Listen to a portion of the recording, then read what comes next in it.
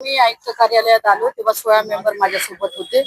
नंतर समोरची पार्टी हायकोर्टात गेली, हायकोर्टाने आदेश दिला आणि आज दोन्ही पक्षाची म्हणजे दोन्हीकडच्या पार्टीची हिअरिंग या ठिकाणी ठेवली होती आणि जसे ऍज इट इज होते तसे 16 मेंबर माझे आज देखील या ठिकाणी आयुक्त कार्यालयात आले होते आणि त्यांनी आपली पेशी या ठिकाणी दिली.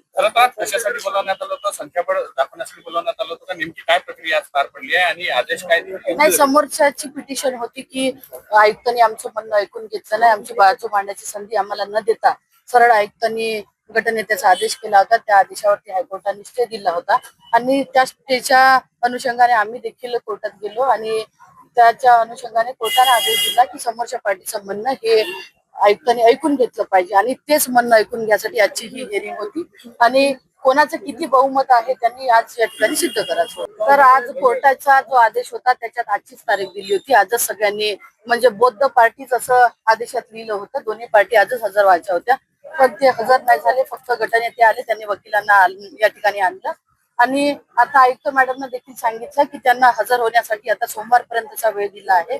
मी सोमवारपर्यंत जे येईल त्यांचं म्हणणं ऐकेल, नाही तर मी सरळ आदेश करेल असं ऐकलं. पण आता जे संख्या आलेला नाही, नगरसेवक आलेली त्या अर्थी संख्याबळ नाही हे आज सिद्ध होतंय. कदाचित संख्याबळ नसल म्हणून या ठिकाणी आले नाही, पण शेवटी सगळे मेंबर तिकडे असणारे मेंबर इकडे असणारे मेंबर हे भारतीय राष्ट्रीय काँग्रेस पक्षाचेच आहे. पण शेवटी मॅडमनं सांगितलं कोण्या गटाकडे किती आहेत संख्याबळ तुम्ही या ठिकाणी दाखवा. त्याच्यामुळे माझ्याकडे जे 16 मेंबर होते ते या ठिकाणी आले. तसं त्यांनी देखील यावं, या ठिकाणी ओळख परेड या ठिकाणी करावी.